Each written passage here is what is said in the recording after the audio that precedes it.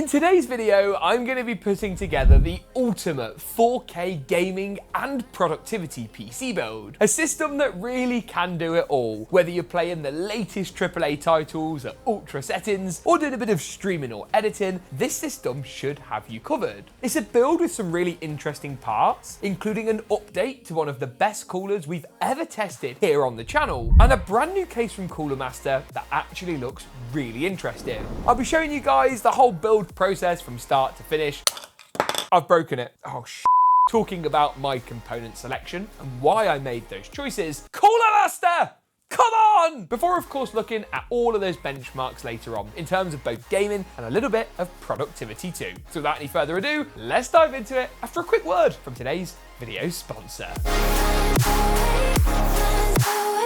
Intel Gamer Days is here, with big savings to be had on desktop CPUs and gaming notebooks powered by Intel Core Ultra Series until September 14th. Save big on the Acer Predator Helios Neo 16 AI, powered by an Intel Core HX processor for up to 50% better performance per watt and longer battery life. With ultra smooth and responsive gameplay and full platform connectivity from the Intel Core Ultra HX processors, what's not to love? Intel's also the exclusive PC partner for Battlefield 6, and to celebrate, eligible purchases during the Gamer Days sale will also receive a key for Battlefield 6 too. Learn more and check out the Gamer Days sale at the first link in the description below. Now let's start, shall we, by talking about the CPU and GPU combo. Why? Because I mentioned earlier this is a productivity and gaming build. How has that been achieved? For the gaming side of things, the RTX 5080 is the one you're going to want. This is the Founders Edition model with its, I think, pretty dreadfully plain box. NVIDIA, we're going to sort that out next time around. This is really probably quite eco-friendly, but it just looks really boring. And this CPU, the 9950X3D from AMD. If you're only really bothered about gaming, just drop this down to the 9800X3D. This has got extra cores versus the 98, giving you the multi-threaded upside. But in terms of gaming and single thread, there really isn't much to set these chips apart. The 5080, of course, is just the fastest kind of mainstream GPU right now, other than the 5090, which is going to cost you a frankly ludicrous amount of money. And although AMD's 9070 XT is getting quicker through various different driver optimizations, the 5080 still frankly wipes the floor with it, especially when you tune up those high and ultra settings, and even more so if you want to do a bit of ray tracing, a bit of upscaling, the 5080 is the one. Now I'm going to use the Founders Edition card because I think it matches the aesthetic of today's build, the best really of any GPU option, but that's not to say you have to go FE. You could go for any of the other board partner designs from Asus, MSI, GeekaWhat,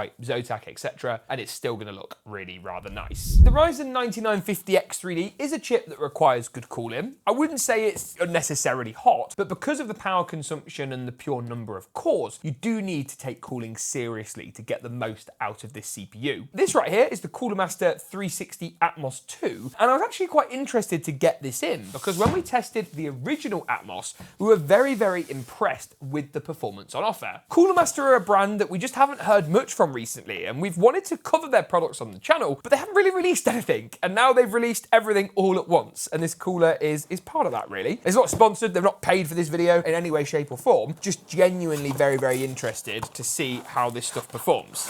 Okay, a good start. All of the fans pre-mounted, but it's a singular fan unit. That's incredibly common nowadays. We're seeing that across the board, and I like it. We also as well here have our CPU water block, which is incredibly thin. The advantage that Cooler Master have got is that they're an OEM. They make all of their coolers themselves rather than shipping out to other factories. In fact, the reason Cooler Master is such a big company is because they make lots of coolers for other people too. And that means, of course, they're not bound by the Acertech design. They've got their own pump design on here, which is incredibly low profile. That's impressively thin. That is actually really, really interesting. Now, by the looks of things, you also get included different top plates for the cooler, which is rather cool. Of course, they're doing something similar too, but I think theirs are actually aftermarket, whereas these look like they're included. So we've got this one here, which is a VRM fan. Kind of behind there's a little fan to blow air onto the power delivery around the processor. Then we've got this one, which is, I think it's their like pixel LED designs. It's like a sort of a screen, but in like a retro style with a little USB-C cable. And then we have this one. Is that a screen? Yeah, that's an LCD screen. Wow, that is so thin. By the looks of things, I think we can just remove the existing top plate. Is that right? Have I broken it? Oh, I think I've broken it.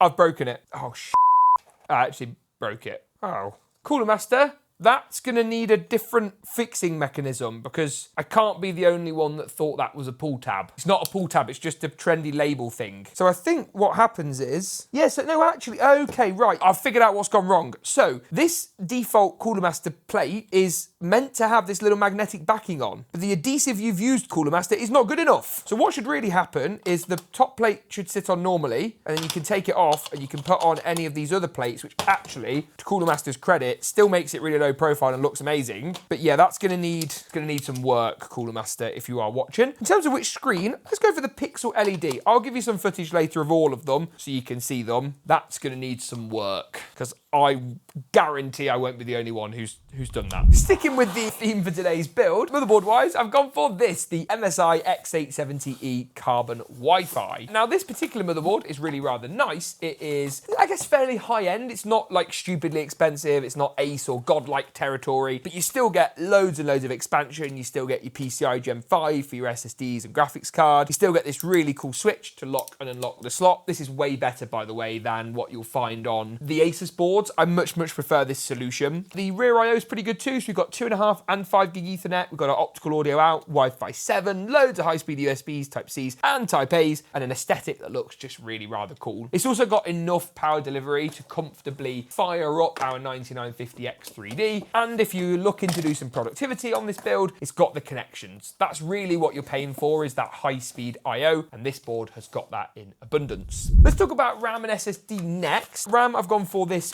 Skill Trident Z5 Neo kit. I've gone for 32, but I'm going to link the 48 and the 64 gig kits below, because obviously if you're doing any editing or streaming, you'll want to notch that up a bit. I really like these RAM kits. I think they look gorgeous, and again, it matches the aesthetic I'm going for today. Storage, I've splashed out a little bit, again, in the name of this being a high-end build and having some productivity credentials. With the Samsung 9100 Pro, this is an awesome 2TB drive, but you can get it in, I think, a 1, a 2, a 4, and recently an 8TB derivative. Review of that in the cards now. This box is empty. Let's try that again. In today's build, I've gone for the 4TB Samsung.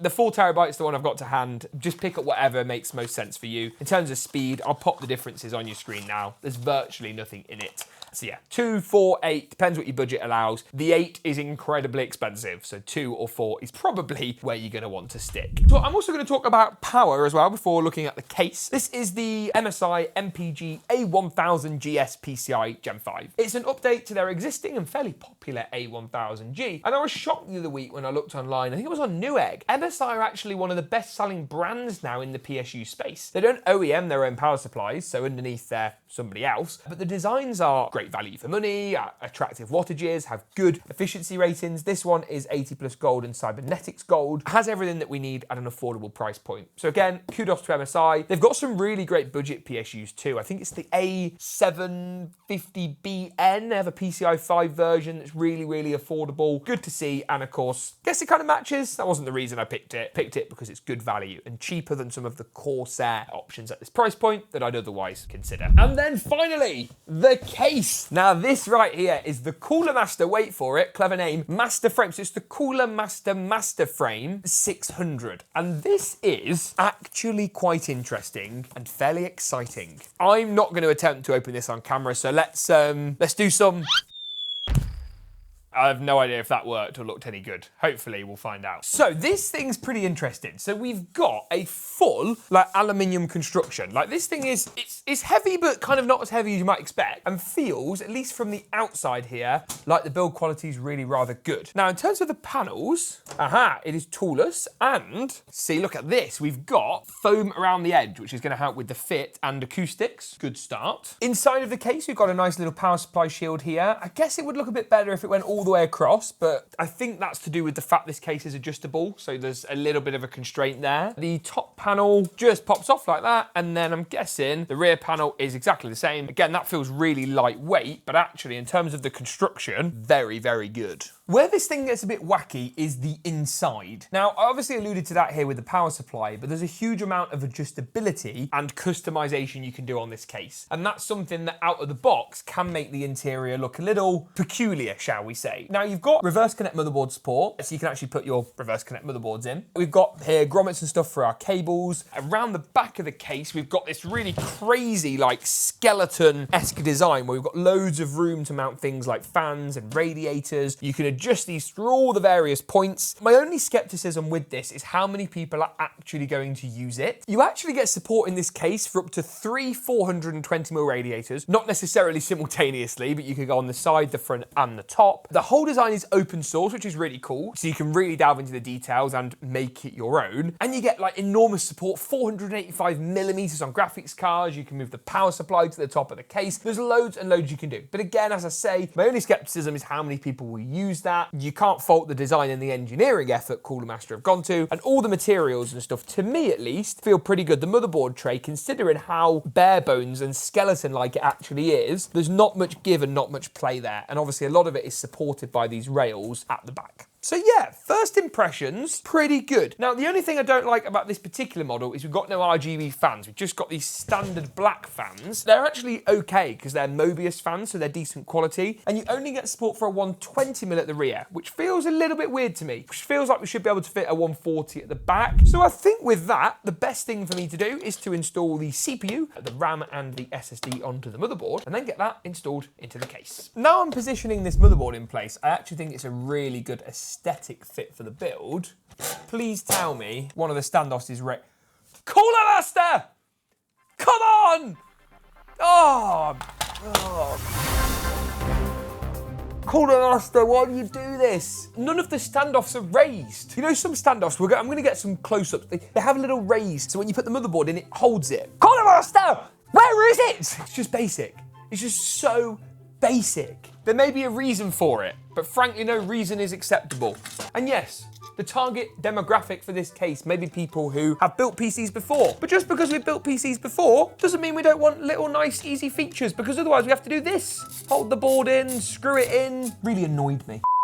Okay, cool. With the motherboard in, I think the next step is going to be the CPU cooler. In terms of placement and stuff, I'm going to obviously pop the CPU cooler at the top of the case today. I think we would have room for push-pull if we so wanted it, but to be honest with you, I think I'm happy with a standard single-fan exhaust configuration. So I'm going to go ahead and begin by installing the radiator, then of course fastening down the water block. To do that, I need to add on my AMD-specific mounting hardware, and once this is on, get the cooler lined up and screwed in nice and tight. I think that looks pretty good, and I've added these little plastic clips onto to get the tubes looking nice and pretty. Now with that, I think the next phase is probably going to be the power supply. Always makes sense to do that before the GPU, while everything is still nice and easy to access. With this being a modular power supply, I'm of course not going to need all of the cables that come included. So let me guide you through the ones we are going to need. So there of course is our power supply, and then all the modular cables come in this nice little MSI branded bag. And inside of here, we've got loads of different cables to choose from. We're going to need one of these, which is our motherboard power cable. We're going to need one of these, which is our GPU power cable. Fun fact, this power supply actually comes with two. We need a CPU power connector, preferably a second CPU power cable as well. Yep, there we go. And we're also going to need maybe a SATA power harness. This might power up things like the screen on the cooler, the RGB fans. I've not wired that up yet, so we'll find that out a bit later. Now, in terms of getting all these in, it's a simple case of plugging them all up, the various connectors on the back of the PSU, and then wiring these through to the case. While I'm here, I'm going to do the front panel cables for good measure and get those up too. So I've come up against my first problem. This bracket here is actually in the way of the USB 3 Type A and Type C front panel connectors. Now, I think I can remove the bracket. In order to get these on, I just can't say that I massively love it, if I'm being really honest. Nonetheless, it is now in, and I think it's finally time to put the GPU in. But first, I want to find this GPU support bracket, which comes included in the accessory box, and is actually pretty enormous and very heavy. So I'm consulting a manual around how this actually goes in, and it looks like screws into the bottom of the case. A bit like that. Okay, that kind of makes sense. You can see there we just got literally the screw holes at the bottom that installs into, and there's a little cutout, I'm guessing, so you can put it over the PSU shield. I think the first order of business is probably to go ahead and actually get the graphics card in and then worry about the support mechanism later. So we've got a few PCI slots. We want to take out the second and the third slots. That's usually the way with most ATX motherboards, most standard design boards anyway. So you can see here, one screw, nearly there, come on, yeah. One screw and two screws. And then make sure the PCI slot is unlocked before sliding our Founders Edition 5080 into place. Is that gonna line up? Yes, it is. Bit of pressure. Oh, for sake. The bloody bracket's in the way. Is it in the way? Okay, so the clearance on this is super tight. I mean, it's kind of pushing against it. Oh, that'll do. It just wasn't quite in on the back. But either way, the tolerances on this case are just really, really tight. The GPU support bracket then is gonna wanna go in around about here at the end of the GPU, but not touching the fan. And it looks like this is adjustable. So all we've gotta do is just loosen these screws off, set our desired height. You've gotta be taking the Cooler Master! Doesn't reach. Well, look at this. Is this maximum? No, hang on a minute. Hang on, I take it back. There's more adjustment in it. Let's try this. I take it all back.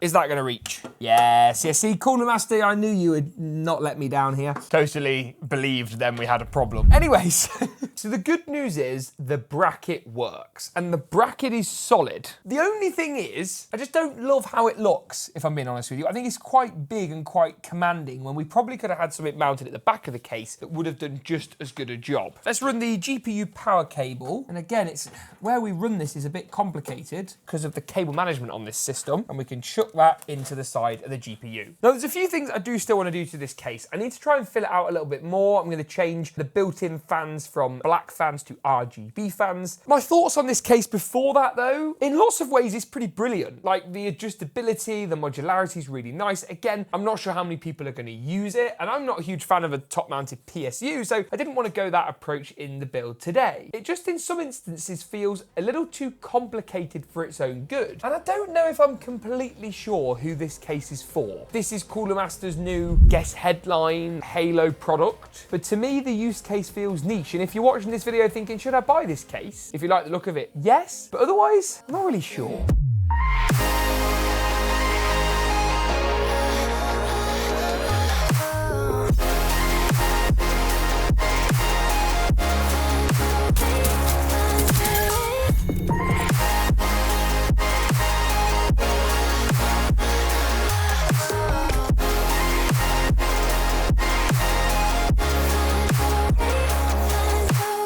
Moving through to take a look at performance, and I'm going to fire up some productivity tasks in a moment, but first, gaming benchmarks. Now, the 5080 and 9950X3D in this build provide an immense amount of power at 4K, and as you can see from the results on your screen now, tested entirely at 4K high settings, it makes for pretty good reading. Taking a closer look at some of the harder to run games here, and even the likes of Doom the Dark Ages still see us achieve that all-important 60 frames per second average. Call of Duty's Black Ops 6 Zombies mode at 4K high performs really well too, 116 frames per second all told, while Marvel's Rivals at 4K high also pulls in more than 90 FPS on average. Easier to run esportsy titles like Apex Legends at 4K high also deliver great results. In fact, we got pretty close to the 300 FPS cap in Apex with 274, and that's again at that 4K high preset. Now, this build isn't just a one-trick pony, it's great for non-gaming tasks too. And to test this out, we booted up DaVinci Resolve and put together a short test timeline with some transitions and noise reduction. We compared this 5080 and 9950X3D system to another build we put together recently with a 5070 and 9600X. This 5080 build with that top-end Ryzen processor completed the test in 43 seconds, which was around about 30% quicker than our 5070 system. Now, this is a pretty big difference, and when you consider how short this timeline is, over a much bigger project, this could equate to multiple minutes saved, showing, of course, the extra power the 5080 and 9950X3D provide without sacrificing on gaming performance. So what do you guys think of this build? Let me know in the comments down below. As a reminder, you can find latest pricing and availability for Amazon and Newegg linked in the description as well. If you enjoyed today's video, make sure to get subscribed. Thanks for watching, and as always, we'll see you in the next one.